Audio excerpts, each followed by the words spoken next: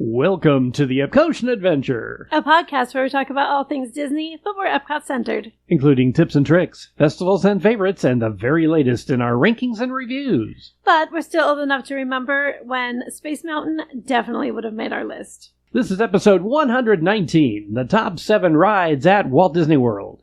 Or, I don't know about you, but Horizons is definitely at the top of my list. What?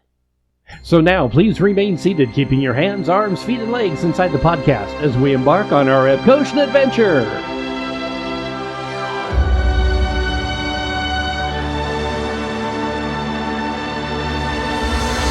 We call it Epcot.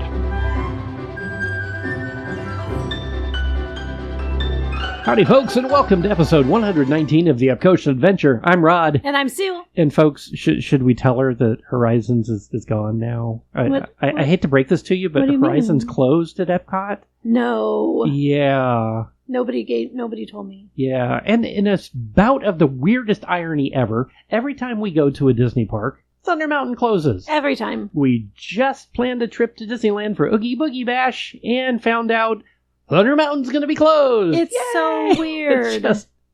Seriously, you can't write this stuff. Honestly, it's why so is funny. it? I don't get it. Why does it hate us? It's one of the top 7 rides at Disneyland, and we were going to say that, but now I don't think we can. I don't know. Let's talk about the top 7 rides at Walt Disney World. Yeah, I think we should. This is a highly subjective list. So Rod's going to come up with his top 7. I'm going to come up with my top 7. This is for all 4 parks. So you're going to hear stuff from Magic Kingdom, Epcot, Hollywood Studios, and Disney's Animal Kingdom all lumped together to create one comprehensive, absolute favorites in the parks. Yeah, this is coming from the perspective of a couple of 50-plus Disney senior adults, I guess is the way to put it now. I know it sounds weird to say that, but that's kind of what we are now. We're almost. So the perspective we're coming from is a lot of nostalgia. We've been visiting the Disney World parks since 1983. We've, of course, been visiting the Disney parks since the 60s. Well, I have. I have not. I was not alive at that time. Well, you've since the 70s. So, yes. Yeah, okay. But what that means is, beyond subjective, this is really going to be from the high-energy rides may not make this list. So if we're going to be loving to see. Well, that's true. We'll see. A few probably will.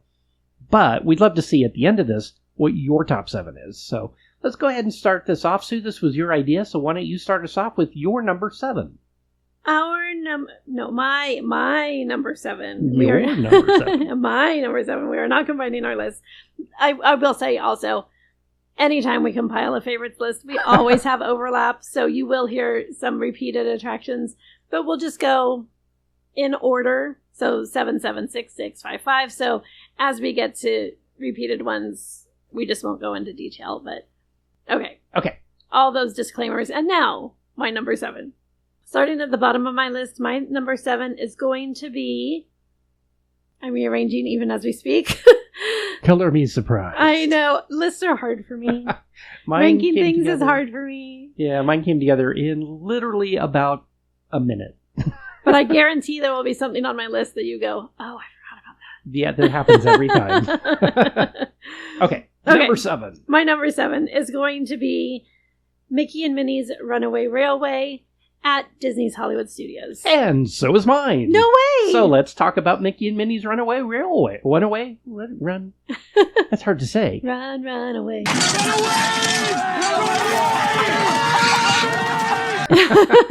So Mickey and Minnie's Runaway Railway took the place of the Great Movie Ride at Disney Hollywood Studios. Which we also loved. Yeah, that would be on this list if it was still there. Now, there are people who do not like Mickey and Minnie's Runaway Railway only because it took the place of the Great Movie Ride. We are not in that camp. We enjoyed the Great Movie Ride very, very much. And we are great fans of Mickey and Minnie's Runaway Railway. That's hard to say. It really is. And this is Mickey and Minnie's first ride-through attraction. After all these years, they finally have a ride-through attraction, and I think it was worth the wait. It is a fantastic ride. There's no height requirement, but it has a little bit of thrill because you are moving pretty quickly through some of those scenes. It features the new versions of the characters. Poor Goofy. Goofy got the short end of that stick for sure. But the rest of the characters I think are super cute. I really like them. I like the new versions. The ride itself is very colorful, very quick moving. It will hold your interest. Take off your ears. If you're wearing ears, they will spin off your head or conga right off your head. So I love this ride. Yeah, it's a trackless dark ride. It has no height requirement, so you can take your kids on this. Anybody is welcome to ride as long as they can sit up under the lap bar that they have, which is one of those ones that goes across everybody. So it's more to just kind of make sure you stay seated during the ride if it stops, I think. Well, it gives you something to hang on to because you are spinning a little bit. Well, that's true because you do the conga. You do. Go figure. How do you do the conga on a dark ride? Well, if you don't know, you need to go ride Mickey and Minnie's Runaway Railway and find out. It's adorable. It really is. It's super cute and one for the entire family.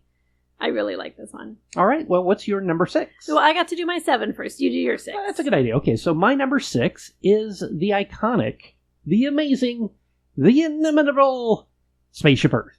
Ooh, now, good one. Again, these are coming from a ride perspective of having a lot of nostalgia for us. Spaceship Earth is that first attraction, of course, that you see walking into Epcot or driving into Epcot. It's the symbol of Epcot.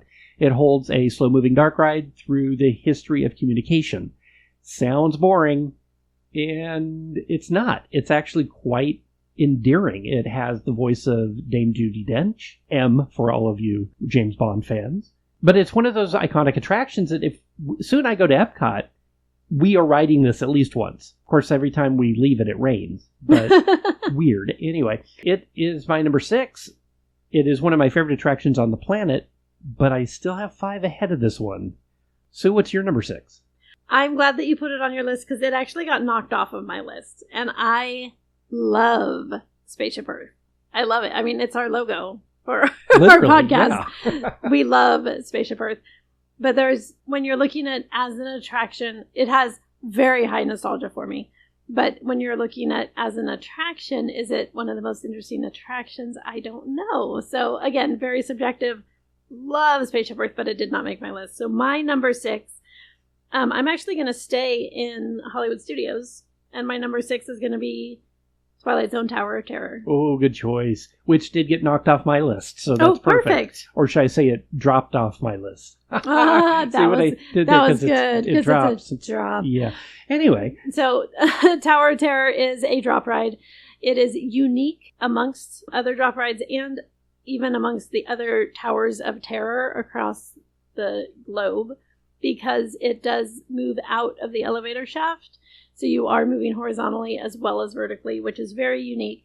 I love Twilight Zone. I love the whole premise of the story that you are getting pulled into an episode of the Twilight Zone and that you are visiting this old haunted hotel. I am not a huge fan of drop rides in general. It's just not my jam. But this one is special. I love it. We're planning a trip to Disneyland and we're going to get to ride Guardians of the Galaxy Mission Breakout. And what's the Halloween one called? I think it's Monsters Unleashed. I love that. I believe that's what it is. Editor's note from the future. It's actually called Monsters After Dark. What was I thinking? So we're going to get to ride that one too. Oh, I can't wait. And I actually kind of almost prefer that one. Just because it's so much fun. You laugh as well as scream. And in the Tower of Terror, you only scream. But this one had to make my list because it is such a unique attraction. And it gets me every time. I love this one. I giggle all the way through it. And I can't wait. Space Mountain Ghost Galaxy will be running too while we're there. Yes. Which is not on this list because we're talking about Walt Disney World. And that's at Disneyland. Fair. So my number 5. I'm headed over to Animal Kingdom. And we're going to do Kilimanjaro Safaris. Very nice. That is also my number 5. Is it? Perfect. Well, this is a bumpy Jeep ride through the outback, or the savannah, I should say, of Disney's Animal Kingdom. And it is the most iconic attraction there. It's over half the size of the park. But it's where you get to go and see the animals. Basically, if you think of this as a zoo, but not a zoo.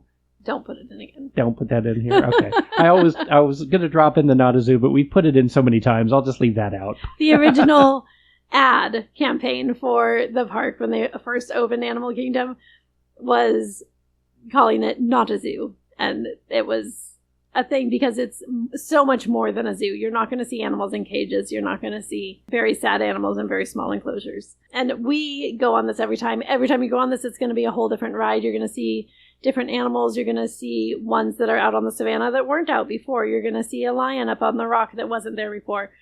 It's going to vary throughout the day. You can ride it 3 times in a single day and get a different experience every single time. Little tip, hit this first thing in the morning. It doesn't always open with the park, so if you have early entry, don't waste your time on this one because they do take their time opening this one. But hit it first thing in the morning, hit it right after or even during a storm.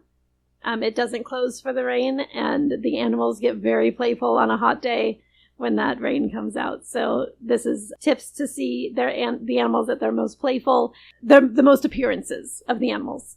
This is a great one to get a lightning lane for as well, if you can, because the line can get very long in the morning, and it tends to die down in the afternoon. But if you are there and want to see it first thing in the morning, this might be one of the ones to prioritize for Animal Kingdom, along with, of course, Navi River Journey and Flight of Passage. And just know that if you are hitting this in the heat of the day, these are live animals. They will also be seeking shade, just like you are. So just know that you will get less of an experience. It's still a great experience, no matter what. Moving on to number 4. Let's see if we agree again. So far, pretty good. Number 4 for me, we're going to go to the classic OG Magic Kingdom. And this is going to be Big Thunder Mountain Railroad. Oh, good choice. This is my favorite coaster in the parks, or coaster style ride. It's the only coaster that made my list, so spoilers for the future. But I absolutely love Big Thunder Mountain Railroad. It would have been higher had it been a different version. The one in Paris is the best. The one at Disneyland is second best.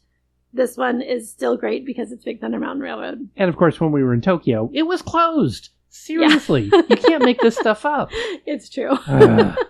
So despite the fact that it does not appear to care for us and it closes every time we go, I love this ride. It is a roller coaster style ride. You are in a runaway mine train, and careening through the mountains. It is so much fun. There are some dark spots. There are a few little hills and turns that may be a little scary for some kids, but I think this is a great starter coaster. Maybe just after, Goofy's first, and then Slinky Dog Dash. This is a great one to hit next, because it is a grown-up coaster, but it's family-friendly. Yeah, 40-inch height requirement. It does have some loud noises. The lifts are very loud, especially in the tunnels. So I think it's on purpose. It is. It's to make it sound more of a mine train kind of thing. Yeah. And I can't wait to see if they're putting in the explosions from Paris and Disneyland. I hope they are. Into this one. It sounds like they are, but we'll see. I'm hoping... Disneyland has an iconic dynamite goat. It's a goat that stands on top of the mountain and eats a stick of dynamite.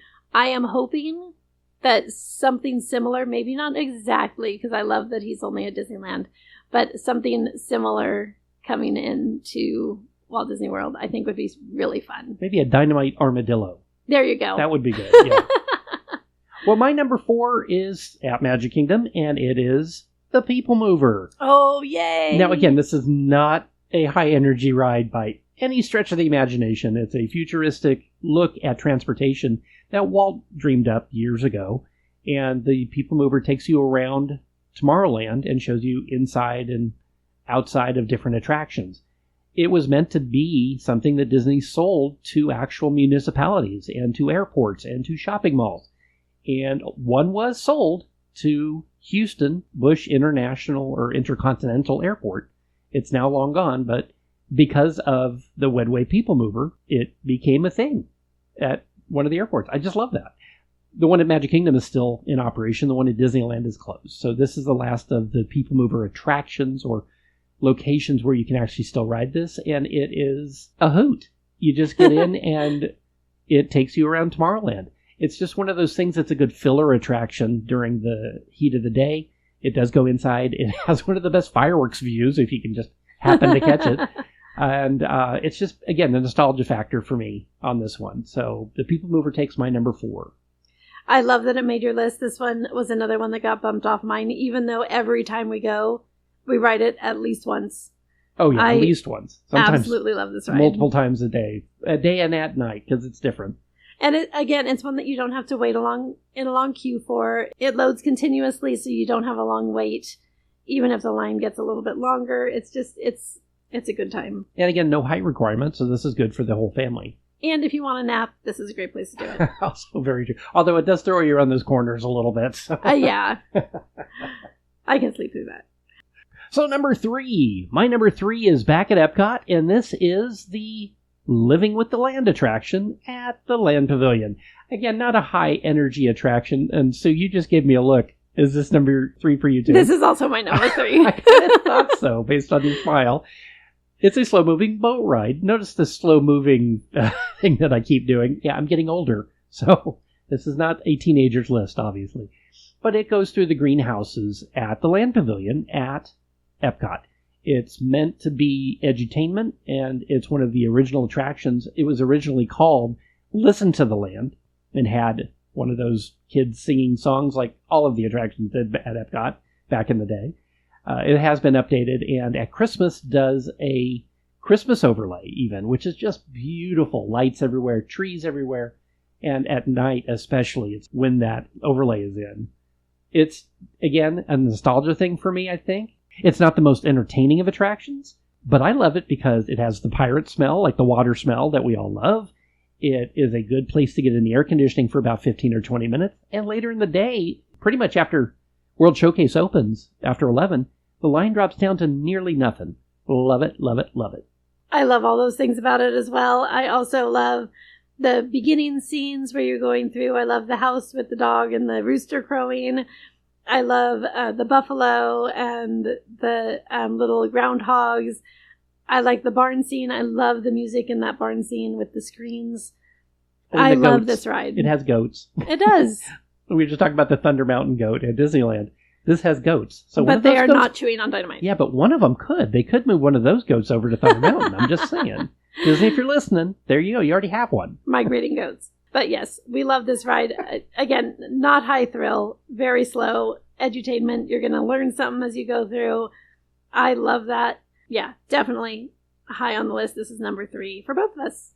I just thought of something. During the Halloween time of the year, they should do a overlay just in the scene with the house and the goats, and they could make them the grim grinning goats. Oh. Wouldn't that be? No. Okay. Never mind. Okay, we won't do that. That was bad. So, Sue, what's your number 2? My number 2 is going to be at Magic Kingdom, and it is Pirates of the Caribbean. Blasphemy! Now, this is Pirates of the Caribbean Light. If this was the Disneyland version or the Disneyland Paris version, this would take my number 1 spot. But because we're in Florida and it is Pirates of the Caribbean Light, we are going to go, but this is my number 2 spot. Huge nostalgia factor. My first Disney memory is Pirates of the Caribbean Disneyland. My fondness for this attraction goes way back to my earliest memories as a kid. You just can't beat that Disney water smell. The song, the Yo-Ho, Pirate's Life for Me, you can't beat it. I love the new Pirates music. I love that they've added in Jack. I thought I would hate it, but I actually love it. I even like Red. I like Red as well. I do miss the Shift Your Cargo, Dearie. Loved that, but you know what? I'm willing to make some changes. But the fact that it only has the 1 drop instead of the 2 like Disneyland and Paris takes it down a little bit. But it still is way, way up there. You cannot go to Walt Disney World and not experience Pirates of the Caribbean. You just can't. Well, I'm just going to jump ahead. My number 1 is Pirates of the Caribbean. How dare you make it number 2? How dare you make it number 1? Well, for me, again, the nostalgia factor plus the rewritability, it's an amazing attraction. But at Disneyland, it was my first attraction as a cast member, and I got to do guest control for it at the Magic Kingdom. So I actually was a pirate on both coasts. So it has to be my number 1 attraction. And it's a great queue because it's all air conditioned from once you're in the building. So at least 15 minutes of, even though you're standing, you're in the AC. And then it's a nice boat ride for another 15 minutes. So 30 minutes of AC. And the queue does move quickly. because it is a boat ride that loads quickly. So Such a people eater. yeah. So even when the line is longer, if you are outside the building and you're not in the AC right off the bat, you will be soon. Well, I have a feeling I know then what your number 1 is. You absolutely do. So tell us your number 2. My number 2 is Star Wars Rise of the Resistance. And again, how dare you, sir? Tell us why. Yeah, well, the reason being is it is my favorite attraction overall as far as newer rides. So it had to be in the top 3 at least. So it hits number 2. It's the most immersive attraction that I think Disney's ever created. You are in Star Wars. Yes. And again, once you're in the building, it's nice and air conditioned for about 30 minutes worth of queue inside. You get to see the backside of water from the queue. So I love that. Little jungle nod there. I love it.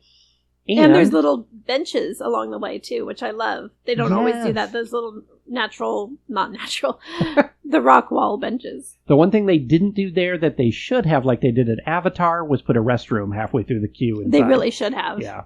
Maybe someday they'll add that in. Anyway, it is a trackless dark ride. Kind of. You're in Star Wars. There's like 3 different elements of this. If you've not been on it, I don't want to ruin it for you, but just note that you are taken into a large star cruiser and then you are escaping. And I'm just going to leave it at that because it is one of the most brilliantly conceived and executed attractions ever at a Disney park. But it's my number 2 because of what I just said about pirates. So, Sue, why is it your number 1? It's my number 1 because you're in Star Wars. And I've spent my whole life wanting to be in Star Wars. And this actually achieves the dream. If you've ever wanted to experience what that is like, this is actually your chance to join the Resistance. You are recruited into the Resistance. You are captured by the First Order. You are taken prisoner. You are escaping from the giant star cruiser. It is Star Wars, and I love every second of it. I do not want to know how the magic is done. I don't want to know behind the scenes. I am going to buy into this magic every single time. And shout out to Steve out in California who works the attraction and lives the adventure every day. I'm jealous, sir. And we do have an interview with him. And you can hear that on episode number 38, way back in season 1, in our episode Speaking of Disney, an interview with Steven of Galaxy's Edge. And speaking of, if you want to catch some of our other favorite top ranking attractions, we ranked Disney parks worldwide in episode 66. We ranked Epcot attractions way back in episode 2. We need to redo that one. Oh my, yeah, that may have changed a little bit. And then we did Best Thrill Rides on episode 46. And must-dos will incorporate some of the ride rankings as well. Oh, and the Desert Island ones. And the Desert Island ones. Same thing, yeah. Well, also, and those are kind of varied throughout the seasons. Rod, do you have any honorable mentions you want to do real quick? I think Tower of Terror is definitely an honorable mention for me. I love that attraction. We don't hit it every time we go. It seems to be one that, for some reason, either has a really long line or we're like, that looks like a really long walk down to the end of that boulevard. And look, the car's right over there. So I would say Tower of Terror is probably my big one, along with Thunder Mountain. Because of the coasters that are at Walt Disney World, it's about the only one I can still ride. Honorable mentions for me are going to be Haunted Mansion at Magic Kingdom. In Haunted Mansion, yes. No, you had yours. But I went to Haunted Mansion. The only reason it didn't make my list, again, it is a classic Disney ride. You haven't been to Disney if you didn't do Haunted Mansion. But it scares me. I'm a very spookable person, and it scares me. So it's not my favorite, but I do love it. And the music is my favorite attraction music. So it gets that. Yeah, and the Haunted Mansion at Disneyland, I got to work that one. I loved it.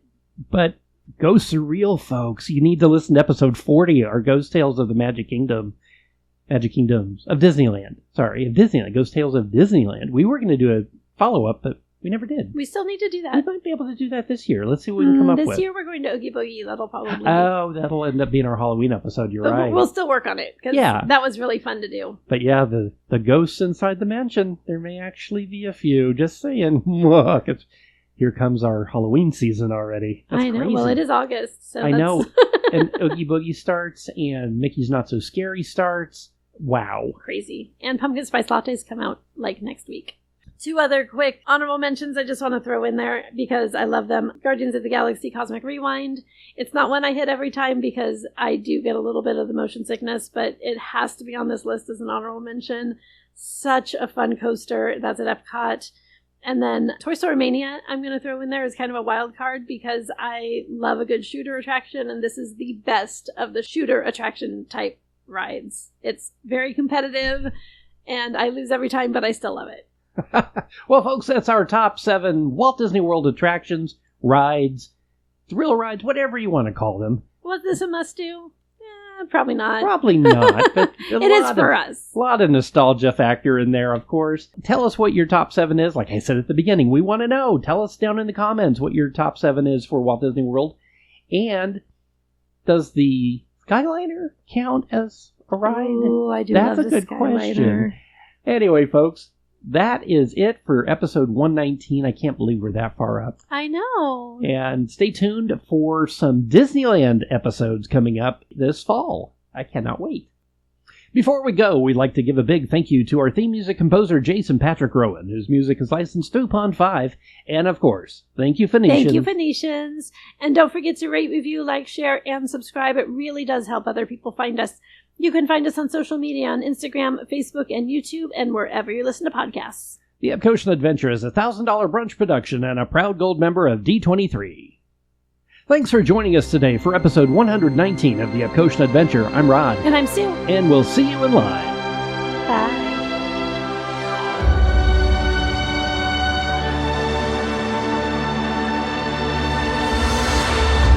Thank the Phoenicians.